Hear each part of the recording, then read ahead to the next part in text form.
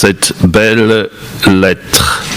Donc, si vous avez une Bible fournie par l'Église, donc, c'est à la page 732.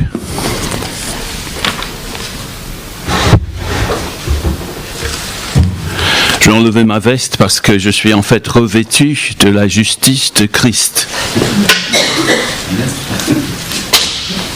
Voilà, j'essaie de continuer parce qu'il fait bien bon ici. Merci à ceux qui ont allumé le chauffage. Romains chapitre 1, de la part de Paul, verset 1, et nous allons lire jusqu'au verset 17.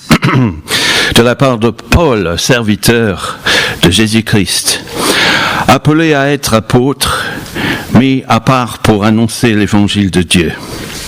Cet évangile, Dieu l'avait promis auparavant par ses prophètes dans les Saintes Écritures et concerne son Fils, qui, en tant qu'homme, est né de la descendance de David et qui, du point de vue de l'Esprit Saint, a été déclaré Fils de Dieu avec puissance par sa résurrection. Jésus-Christ, notre Seigneur, c'est par lui que nous avons reçu la grâce d'exercer le ministère d'apôtre pour conduire en son nom des hommes et des femmes de toutes les nations à l'obéissance de la foi. Et vous en faites partie, vous aussi, qui avez été appelés par Jésus-Christ. À tous ceux qui sont à Rome et dans la Sarthe, bien-aimés de Dieu, appelés à être saints, que la grâce et la paix vous soient données de la part de Dieu, notre Père, et du Seigneur Jésus-Christ. Tout d'abord, je dis à mon Dieu, par Jésus-Christ, toute ma reconnaissance au sujet de vous tous, parce que dans le monde entier, on parle de votre foi. Dieu, que je sers de tout mon cœur en annonçant l'évangile de son Fils, m'est témoin que je fais sans cesse mention de vous dans mes prières. Constamment, je lui demande d'avoir enfin, dans le cadre de sa volonté, le bonheur d'aller chez vous. Je désire en effet vous voir pour vous communiquer un don spirituel afin que vous soyez affermis, ou plutôt afin que nous soyons encouragés, ensemble chez vous par la foi qui nous est commune, à vous et à moi. Je ne veux pas que vous ignoriez, frères et sœurs, que j'ai souvent formé le projet d'aller vous voir afin de récolter du fruit parmi vous, tout comme parmi les autres nations, mais j'en ai été empêché jusqu'ici. Je me dois à tous, civilisés ou non, sages ou ignorants. Ainsi, j'ai un vif désir de vous annoncer aussi l'évangile à vous qui êtes à Rome. En effet, je n'ai pas honte de l'évangile de Christ, c'est la puissance de Dieu pour le salut de tout homme qui croit. Des juifs d'abord, mais aussi du non-juif. En effet, c'est l'évangile qui révèle la justice de Dieu, par la foi et pour la foi, comme cela est écrit. Le juste vivra par la foi. Amen. En ce moment, donc, on envisage les fêtes de fin d'année, n'est-ce pas? On a reçu un super mot de la part de l'Église qui nous parle de nos préparatifs pour le mois de décembre. Puis, il y a aussi le 31, on va se mettre sur notre 31 pour... Et tout ça, c'est super. Les lumières de Noël qui scintillent déjà dans les rues du Mans. J'étais un peu surpris quand j'ai fait une sortie de voir ça, mais c'est génial. Et je commence à recevoir des pubs des magasins sur les cadeaux à offrir. Mais ce passage parle du seul cadeau qui satisfait entièrement les hommes et les femmes et les jeunes et les moins jeunes, c'est le cadeau de Dieu. Et le passage de ce matin nous dit, premièrement, quel est ce cadeau ? Deuxièmement, comment pouvons-nous le recevoir? Et troisièmement, quelle est son utilité dans notre vie quotidienne? À quoi ça sert? Parce que après Noël, vous savez, il y a pas mal de cadeaux inutiles qui sont revendus sur eBay en quelque part. Hein. Mais ici, Dieu nous promet un cadeau qui vient de l'éternité et qui fait éruption dans notre vie quotidienne déjà et qui nous bouleverse, qui nous transforme petit à petit. Donc, quel est ce cadeau? Comment le recevoir? Et quelle est son utilité pour nous dès maintenant? Eh bien, premièrement, je vais vous inviter à découvrir ce cadeau, un peu comme une chasse au cadeau. On le fait plutôt à part quand on fait la chasse. Mais là, vous allez chasser dans ce texte. Je vais vous demander de trouver, pour ainsi dire, sous l'arbre, si vous voulez, de ce texte, dans ce passage, un mot qui revient souvent. C'est quoi?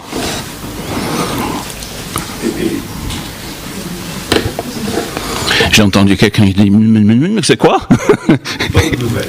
Bonne nouvelle. Donc, suivant votre traduction, si c'est la Bible du Semeur, c'est probablement la bonne nouvelle. Évangile. Donc, ça figure au moins 6 fois dans ce passage. Donc, c'est la plus grande densité, probablement dans tout le Nouveau Testament, de cette expression « l'évangile ».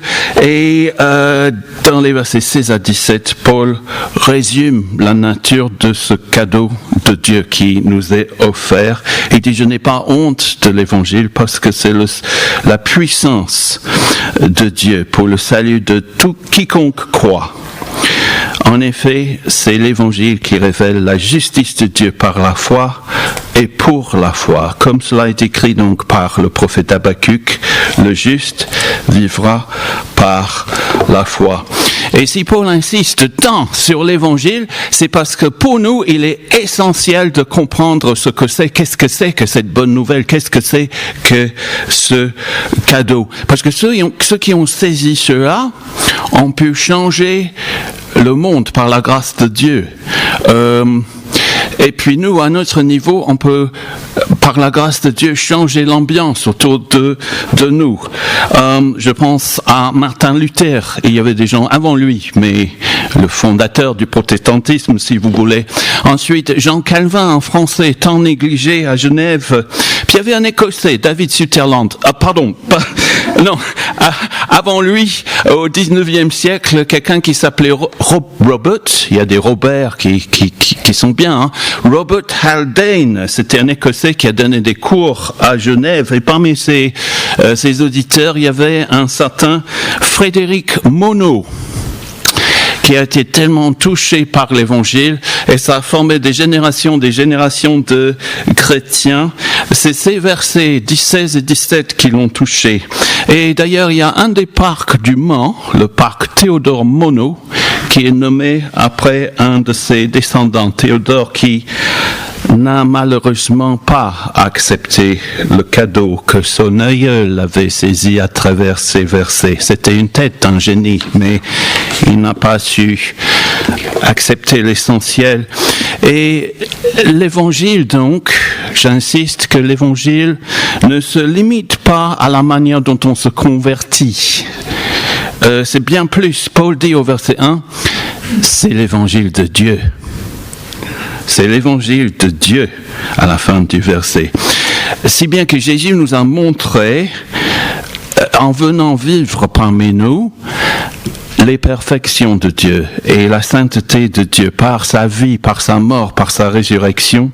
Jésus nous offre ce cadeau, cette perfection, la sainteté et la justice de Dieu peut être à nous. On a chanté « Justifié ». Qui peut nous condamner malgré nos défauts? Qui peut nous condamner? On est couvert par la justice de Dieu. On est sous cet abri. Le seul abri, c'est Dieu et sa justice. Et l'Évangile annonce la bonne nouvelle au monde entier. Paul parle du monde entier de son époque, les Juifs, les non-Juifs et toutes les couches de la société, toutes les cultures, les éduqués, les moins éduqués. C'est le même message pour tout le monde à son époque et aujourd'hui. Le Messie est venu et toute la Bible parle de Jésus. On l'a vu quand Jésus se manifeste aux disciples sur la route d'Emmaüs. Il leur parle dans toutes les Écritures de ce qui le concernait. Et donc tout l'Ancien Testament que nous devons connaître et lire parle de Jésus. Et quand ils ont entendu ça, leurs cœurs ont été réchauffés en entendant la parole de Dieu. Ils n'avaient pas reconnu Jésus, mais leur cœur brûlait au-dedans, si bien que c'est la parole inspirée verbalement, les propos de la parole, cette parole vivante qui nous revivifie, c'est le cadeau de Dieu pour nous. Et toute la Bible parle de Jésus, si bien que Paul, dans les versets 3 et 4, parle de Jésus dans l'Ancien Testament. Il est descendu de David, du roi David, de par sa lignée humaine. Et quand on lit des extraits comme le psaume 2, par exemple, le psaume 2 nous parle de Jésus.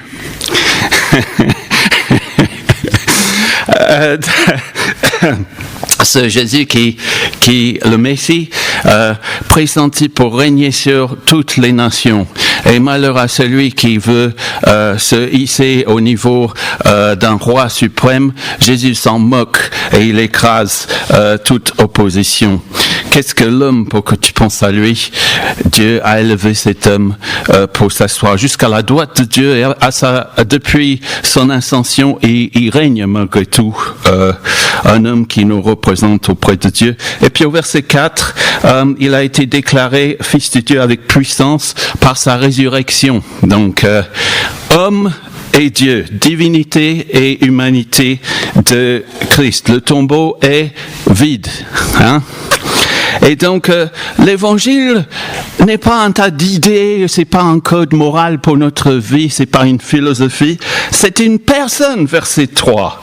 Le verset 3, Paul dit, c'est l'évangile qui concerne le Fils de Dieu. C'est une personne. Et Paul l'a rencontré, cette personne. Paul, l'auteur de cette lettre, l'a rencontré vivant sur le chemin de Damas et sa vie est bousculée au point où il dit au verset 1, je suis esclave de Jésus-Christ. Doulos, le nom du bateau de OM, serviteur, esclave, dit-il. Et c'est pas politiquement correct de dire ça à l'époque de Paul à Rome, parce que Paul est citoyen romain et les citoyens romains étaient libres. Mais quand on rencontre Jésus, ça change tout. Ça change tout. Paul dit, j'ai un maître maintenant, je suis esclave de Jésus, je vis sous son autorité. Et nous, liberté, égalité, fraternité dans notre pays. Jésus, Fils de Dieu, est-il notre maître? Sommes-nous, Paul dit, je suis son esclave. Est-ce qu'on est focalisé sur Christ au point où toute autre chose n'a pas de sens, ou n'a qu'un sens relatif par rapport à lui? Paul dit aussi, je suis appelé à être, ou j'ai été appelé à être apôtre, verset 1, un envoyé, apostolos. Je n'ai pas choisi ce rôle, je n'ai pas candidaté, je n'ai pas passé un entretien, mais Jésus m'a appelé directement sur le chemin de Damas. Et on peut rencontrer Jésus autant sur le chemin de Damas que sur le chemin de Lignée. Comme c'était appelé dans le temps, le chemin de Lignée, sur les vieilles cartes du Mans. Et moi, j'ai rencontré Jésus donc quand j'étais gamin dans l'église en Angleterre, où j'allais tous les dimanches et en semaine, si c'était possible. Mes parents, ils avaient dit, tu dois aller à l'église, mais j'étais tout seul, j'avais soif de connaître Jésus. Puis je l'ai rencontré de plus en plus, il s'est révélé à moi. Et quand Jésus a appelé Paul, Paul dit, j'ai été mis à part, verset 1, mis à part pour annoncer l'évangile de Dieu. Mis à part, donc cet évangile est un cadeau si merveilleux, je dois être entièrement consacré à l'annonce de cet évangile. J'ai pas honte d'être esclave de Jésus parce que c'est la puissance de Dieu pour le salut de quiconque croit, et c'est tellement merveilleux ce cadeau que Paul veut que tout le monde connaissent cet évangile. Verset 5, c'est par lui que nous, les apôtres, ou nous, un peu comme le oui du roi Charles III d'Angleterre, oui, le nous. Mais il nous a appelés, verset 5, nous avons reçu la grâce d'exercer le ministère d'apôtre pour conduire en son nom des hommes de toutes les nations à l'obéissance de la foi. Et au cœur de l'évangile, et ça fait il y a une alerte, hein, c'est comme les réseaux sociaux, c'est un peu comme WhatsApp, Instagram, hein, ça fait ting sur mon téléphone. Là, j'ai la BBC, parfois ça fait j'ai une annonce de la BBC, et j'ai des collègues qui ont Le Monde, ting, quelque chose s'est passé. À l'époque, donc, comment on diffusait les infos comme ça, des alertes, les infos, parce que l'Évangile, Matthieu nous a dit, ça veut dire bonne nouvelle, une nouvelle. Comment est-ce qu'on diffusé, parce qu'il n'y avait aucun journal, il n'y avait aucun écran, pas de radio. Hein. Et comment on diffusait les infos? Alors, on envoyait les héros, les crieurs, quoi, sur les places publiques. Donc l'empereur romain, à l'époque où écrit Paul, entre l'an 56-58, hein, les Romains sous Néro, ils sont en train de se battre dans mon pays, hein, contre les Gallois. Hein. Donc imaginons, l'empereur remporte une grande victoire, eh bien, quelque part, on envoie des héros, des angéloi partout. Évangile, c'est une bonne nouvelle. Et une bonne nouvelle, évangile, dans les villes, les villages de tout l'Empire, le héros entrait dans la ville et il criait, victoire, victoire au Seigneur de la vie. Et puis il courait à la ville voisine. Et les gens rentraient chez eux en se réjouissant. Angéloi, porteur de bonnes nouvelles, évangile, c'est la bonne nouvelle, non pas de ce que nous avons fait, mais la victoire de Jésus remportée pour nous à la croix. Et cette tradition d'annoncer avec des crieurs a continué jusqu'au début du XXe siècle au moins. Hein. J'ai ma belle-mère qui a 92 ans, qui est née à Brin-sur-Gers en Sarthe. Et elle se souvient, dans sa jeunesse, des crieurs, des héros qui entraient sur la place publique à Brin-sur-Gers pour annoncer les nouvelles. Et voilà comment on répandait les nouvelles. Donc comment recevoir, c'est mon deuxième point, comment recevoir ce cadeau des versets 16 et 17. Je n'ai pas honte de l'évangile, c'est la puissance et la justice de Dieu qui viennent m'envelopper et je reçois ce cadeau par la foi. C'est quoi la foi? On parle souvent de la justification par la foi. Et je n'aime pas trop le jargon et je vais être très simple. Qu'est-ce que c'est la justification par la foi? On passe notre vie à vouloir justifier nos actions. Je vais vous donner une illustration. Verset 18. La colère de Dieu se révèle du ciel contre toute impiété et toute injustice des hommes qui, par leur injustice, tiennent la vérité prisonnière. Que se passe-t-il pour transformer la colère de Dieu en bienveillance envers quiconque croit? Eh bien, voici peut-être deux illustrations. Je commence mes cours à la fac à 8 heures tous les jours, j'aime bien. Mais pour moi, l'heure, c'est l'heure. Hein. Donc, les gens, ils arrivent parfois à 8h05, 8h08, 8h10. Et c'est vraiment pénible d'être obligé de relancer mon cours à chaque fois. Hein, c'est fatigant. Et l'autre jour, je crois que c'était 8h20, il y a une étudiante qui entre, j'étais tellement en colère, je dis, partez. Donc, l'amour est lent à la colère, mais quand la porte s'ouvre 8-9 fois sur l'espace de 15 minutes, on est prêt à sortir de ses gonds, n'est-ce pas? Et en fait, au cours suivant, je suis allé voir l'étudiante et j'ai dit vous avez vu ma colère là? Elle dit oui. Mais en fait, je suis désolé monsieur, j'ai eu un problème d'ascenseur dans mon immeuble. C'est pas la première fois que cela m'arrive et ça m'a valu mon retard. Donc je l'ai regardé et j'ai dit publiquement devant tout le monde, j'ai dit je m'excuse vis-à-vis de vous parce que j'ai eu une mauvaise impression de vous. Vous m'avez donné des explications et votre manière de vous justifier a changé mon regard à votre rencontre. Et ça a recréé et ressoudé la relation. C'est dans ce sens-là que Paul utilise le mot justification, justifier. Vous l'avez pigé? Ok.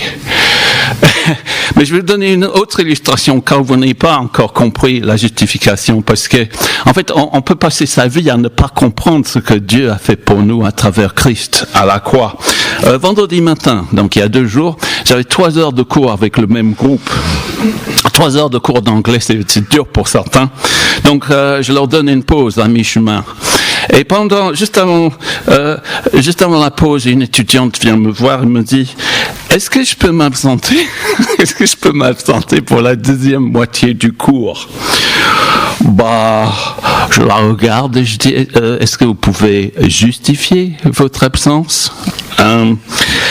Ouais, une entreprise m'a convoqué à un entretien pour un stage à 10h30. Donc je lui ai dit, est-ce que vous avez une preuve écrite de cette convocation? Elle me regarde, non. Je dis, mais par exemple sur votre téléphone, est-ce que vous avez un message, quelque chose?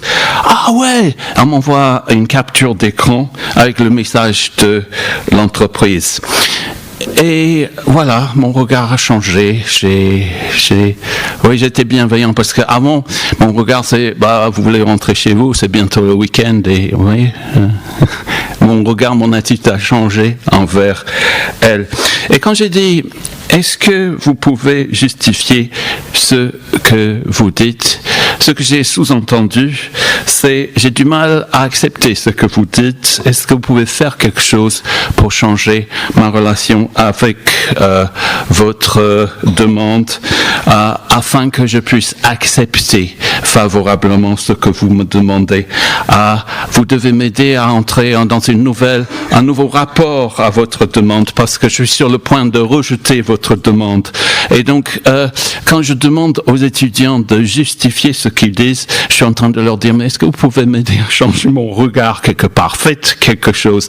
Et c'est comme ça que Jésus a fait quelque chose pour changer le regard de Dieu sur nous, pour que maintenant, le Père nous regarde plus avec colère, mais qui se réjouissent de nous et nous acceptent à travers ce que Christ a fait. Notre relation a été changée parce que quelque chose s'est produit en dehors de nous, dans l'histoire, pour changer la relation et le regard de Dieu sur nous. Parce que il n'y a aucun effort de notre part, sinon la gloire reviendrait à nous. Mais dans Romains 5, Paul parle de ce moment où, je le cite de mémoire, lorsque nous étions encore faibles, lorsque nous étions pécheurs, Christ est mort pour nous. Je crois que c'est aux alentours du verset 9. Vous l'avez ? 8. Waouh, merci. Tu l'as dans la tête, Laetitia. Ça, c'est génial. Vivement que tout le monde ait la Bible dans leur tête. Merci. Et dans leur cœur, pour que ça produise du fruit dans leur vie. C'est un peu le sens de ce message. Si bien que maintenant, comme dit Paul dans Romains 5, nous avons la paix avec Dieu. Maintenant, verset 1, Jésus, déclaré juste sur la base de la foi, nous avons la paix avec Dieu par l'intermédiaire de notre Seigneur Jésus-Christ. Il n'est plus en colère contre nous. C'est aussi par son intermédiaire que nous avons accès par la foi à cette grâce dans laquelle nous tenons ferme. Nous tenons ferme. Comme les gens qui peuvent tenir devant le trône d'un roi ou devant un magistrat, un grand juge. Paul dit dans 2 Corinthiens 5, 21, celui, donc Jésus, qui était innocent de tout péché, Dieu l'a condamné comme un pécheur à notre place, pour que, dans l'union avec Christ, nous recevions la justice que Dieu accorde. Alors, nous passons notre vie à vouloir nous justifier, parce qu'on a vraiment soif de l'approbation d'autrui. On a besoin d'être confirmé par d'autres de notre valeur. Il faut que d'autres en dehors, autour de nous, nous acclament, nous apprécient. On veut entendre ça. Qu'est-ce que tu es beau aujourd'hui. Puis on va se justifier en disant « Ah, j'ai réussi mes études. Ah, j'ai réussi ma vie professionnelle. » Et nous cherchons désespérément à vouloir justifier notre existence. Bizarrement, notre justice, si elle ne vient pas de Dieu, elle va être balayée. Elle va être pulvérisée. Toute justice que nous allons établir par nous-mêmes, ça va être détruit. Et on va voir ça avec la désintégration de la personne en vieillissant. Et puis, il y a des comptes à rendre. On change. Et on est tout nu et découvert, à moins que Dieu ne nous couvre de sa justice en Jésus. Sinon, on est désorienté. On n'est rien. Alors on essaye de prouver qu'on est quelqu'un. On soigne son image, on se maquille. La dernière chose, quand on a reçu le cadeau de Dieu, cette justice qui vient de la croix, qui vient par Jésus pour nous sauver, c'est de vivre la puissance de l'Évangile dans notre quotidien. Et là, je passe, et c'est bientôt la fin, je passe à ce qu'on appelle les applications pratiques. Comment est-ce que ça se voit qu'on a bien reçu ce cadeau? Comment, en fait, ça se voit que l'on est vraiment chrétien, vraiment sauvé? Paul dit, je n'ai pas honte de l'Évangile, parce qu'il est la puissance de Dieu pour le salut de quiconque croit. La parole de Dieu, cet évangile, cette bonne nouvelle, est la puissance de Dieu pour nous sauver, et dans la mesure donc où je m'approprie les paroles, pas un truc mystique, mais les paroles de cet évangile, jour après jour dans mon cœur, dans ma vie, où je me mets à obéir par la foi ce que Dieu me dit dans sa parole, eh bien là, la puissance de Dieu coule en moi et à travers moi. N'est-ce pas? Vous vivez ça? Moi, mon seul abri, c'est toi. À chaque fois que j'ai peur, je compte sur toi. Moi, souvent, j'ai peur. Je n'aime pas être devant un groupe malgré les apparences. Je prie Dieu, Seigneur, aide-moi. C'est très dur pour moi. Je dois faire ça, ça et ça. Et je vois, malgré, en fait, je suis pas du tout puissant. Dans ma faiblesse, il vient, il m'inspire, il m'aide. Il me donne les paroles, la sagesse, etc. Parce que à chaque instant, j'essaye de me référer à lui et à sa parole. Ce que je connais de sa parole, ce que j'assimile tous les jours. Même Jésus a fait ça. Jour après jour, dans Ésaïe 49 par là, tu ouvres mes oreilles pour écouter ta parole. Jour après jour, Jésus faisait ça. Et sa vie incarnait cette obéissance. Et qu'est-ce qui se passe concrètement dans ma vie, dans nos vies, quand la puissance de Dieu, de l'Évangile coule en moi, et à travers moi, à travers nous? D'abord, premièrement, nos vies sont bouleversées. On a déjà dit au verset 1, Paul dit « Je suis esclave de Jésus ». Impensable donc dans la culture romaine qu'un citoyen dise « Je suis esclave ». Mais Paul a choisi « Je choisis d'être saint, d'obéir à son seul maître, Christ ». Alors, quelle est votre attitude envers Christ, votre maître? Parce que c'est dans la mesure où on veut lui obéir, suivre sa parole, ça nous permet de mener des vies utiles. de faire vraiment ce qui compte dans la vie. Et donc, quand on renonce à tout autre maître, toute autre distraction pour vivre selon la volonté de Jésus. Deuxièmement, on appartient à une nouvelle famille, donc il y a des enfants, c'est super. Et on fait des enfants aussi dans la foi. Hein. Moi, dans ma vie, en fait, on n'a eu qu'une fille parce que le Seigneur pensait qu'on serait des parents imparfaits. Donc, il nous a confié une fille, mais on a pu, par la grâce de Dieu, engendrer des fils et des filles à travers, je pense, notre témoignage. Mais là, je commence peut-être à me vanter. Paul dit, faut pas se vanter parce que tout est par grâce, tout vient de Dieu. Et donc on appartient à une nouvelle famille. Et les versets 6 et 7 décrivent, c'est merveilleux leur description de ce que c'est que d'être un chrétien. Vous en faites partie donc de toutes les nations. Vous avez été appelés par Jésus-Christ. À tous ceux qui sont à Rome, bien-aimés de Dieu, appelés à être saints, que la grâce et la paix vous soient données de la part de Dieu notre Père et du Seigneur Jésus-Christ. Paul affirme que les chrétiens, Jésus nous invite à appartenir à la famille de Dieu et à être son peuple. Et c'est là où on vit ensemble l'amour et l'héritage de Christ dont il est question dans le chant héritier. À cause de tout ce que Dieu a fait pour nous, on travaille ensemble, on essaie d'être saints. Et une autre conséquence, troisième conséquence dans nos vies, on veut répandre la bonne nouvelle. On ne la garde pas pour nous. Verset 5, c'est par lui, Jésus, que nous avons reçu la grâce d'exercer, donc lui parle de son ministère d'apôtre, pour conduire en son nom des gens de toutes les nations à l'obéissance, à la foi. Et Paul, Dieu l'a utilisé tout le temps pour répandre la foi. Même quand il était en prison, Paul a pu présenter la foi qu'il avait en Christ. Peut-être même devant l'empereur aussi, pour dire c'est Christ l'empereur de ce monde. Mais il aura fait ça avec beaucoup de doigté.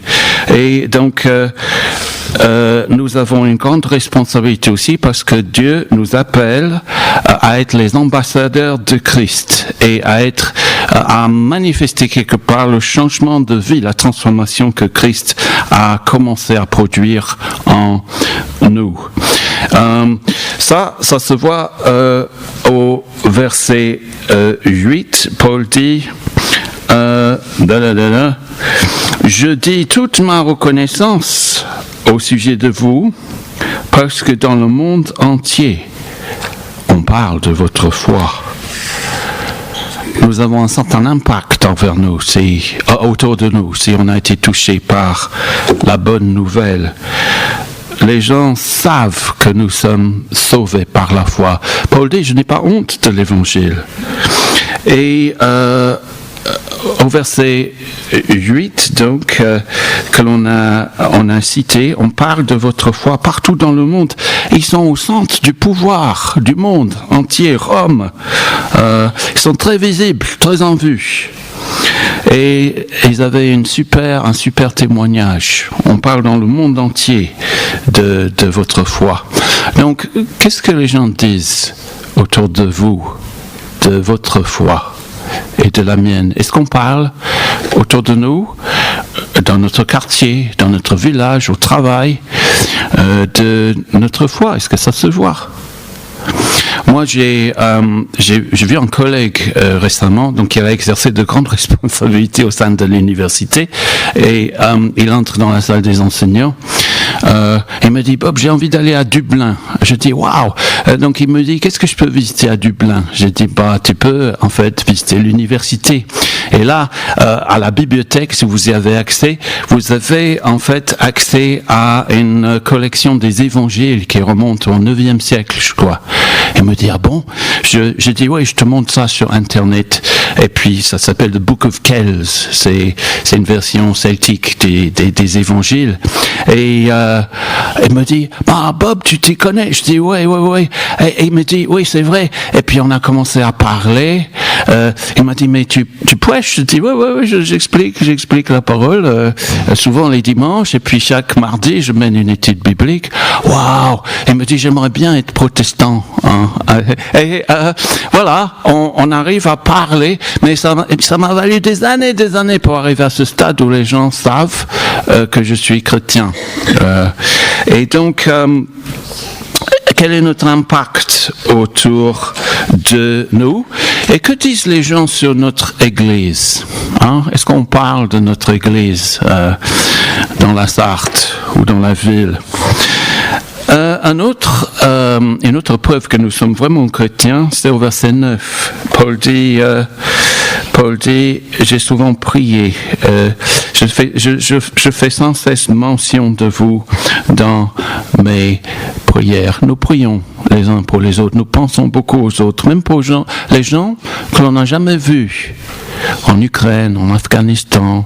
Parfois, je me trouve devant la télé, je commence à pleurer et je prie pour la personne que je vois à l'écran dans la détresse. Et quand on prie, on peut être déçu aussi. Pourquoi Dieu ne répond pas à mes prières? Paul, sans cesse, avait prié Dieu qui puisse visiter Rome pour que Paul puisse enseigner les chrétiens. Mais quand il est à Rome, il n'est pas libre, il est prisonnier, selon Acte 28. Et Paul avait prié pour peut-être, Seigneur, protège-moi pendant ce voyage. Il arrive sain et sauf après s'être fait arrêter, on l'a giflé, il a été mordu par un serpent parce qu'il a fait naufrage. Et quand nous prions pour nous, pour les autres, pour les choses que l'on veut voir dans nos vies, on peut être déçu. Dieu répond toujours, mais à sa façon, et même quand il dit non, ou qu'il semble dire non, Dieu reste toujours souverain. Et puisque Dieu a dit non à Paul, qu'est-ce qu'on a comme résultat? Cette lettre, Paul a dû rester à Corinthe et écrire cette lettre qui a impacté des milliers de personnes qui ont cru à son contenu. Donc, il y avait juste un petit groupe de croyants à Rome à l'époque, mais waouh, l'impact de cette lettre. Qu'est-ce que Dieu pourrait faire de ces non dans nos vies quand il nous dit non? Si simplement on cherchait à suivre dans la foi la voie qui peut-être semble s'ouvrir devant nous, au lieu de nous inquiéter, de pester contre lui parce qu'on n'a pas eu notre volonté. Que ta volonté soit faite, dit Jésus, et pas la mienne. Je vais bientôt finir. Ensuite, un autre fruit pratique de ce cadeau merveilleux, c'est que nous cherchons à encourager nos frères et sœurs. C'est dans les versets 10 à 12. Paul dit, je veux vraiment venir vous voir pour vous apporter un encouragement. Et donc, on ne vient pas à l'église juste pour consommer la vie de l'église. On vient pour apporter quelque chose à la communauté. Ce matin, en venant, comment est-ce que vous encourageriez quelqu'un ici, Et puis, on encourage les uns les autres juste en étant présents. Juste en étant là, Si vous ne venez qu'une fois par mois, une fois toutes les 6 semaines, vous n'allez pas beaucoup encourager vos frères et sœurs. Et quand on prend la Sainte Seine, on mange, on boit ensemble. Ce serait honteux, vraiment honteux, si quelqu'un de notre famille préparait nous inviter à un repas et si on ne venait pas manger, partager, si on ne faisait aucune excuse. Véro, elle me prépare de bons petits plats et puis elle dit « à table !» Je viens en courant. Et je termine en disant une autre preuve que nous sommes vraiment au bénéfice de ce cadeau de l'Évangile, c'est que nous sommes enthousiastes. Paul dit au verset 15, « J'ai un vif désir de vous annoncer l'Évangile. » Quelle est notre attitude envers l'Église, envers ce que nous devons faire? Je suis enthousiaste, j'ai un vif zèle, dit Paul. Ou est-ce que, en fait, il faut bien que je vienne à l'église, il faut bien que je fasse ceci, on se sent obligé, quand on comprend vraiment ce que Christ a fait pour nous, et ce qu'il offre à d'autres, et notre responsabilité, Paul dit, je me sens redevable pour expliquer ce message, présenter ça. Malheur à moi si je n'évangélise. Eh bien, on sera motivé pour partager cette bonne nouvelle. Donc, je crois qu'on devrait prier Dieu, allumer le feu. Est-ce qu'on peut prier qu'il renouvelle le feu dont Axel a parlé dimanche dernier dans les cycles de la vie chrétienne, où au début, c'est tout feu, tout flamme. On va prier maintenant. Seigneur, merci tellement pour tout ce que tu as fait pour nous, à notre place à la croix. C'est Jésus qui a vécu la vie que nous aurions dû mener. Et maintenant, on peut être couvert par sa justice dans la mesure où on accepte et on assimile ce message. Et ça vient de toi, c'est ta puissance. Et nous te prions de venir ranimer la flamme en nous et nous encourager aussi peut-être à répandre tout particulièrement la vraie bonne nouvelle en cette saison des fêtes. Et merci parce que tu es venu parmi nous pour incarner ton Père, sa justice, sa sainteté et son accueil pour les pécheurs. Merci. Amen.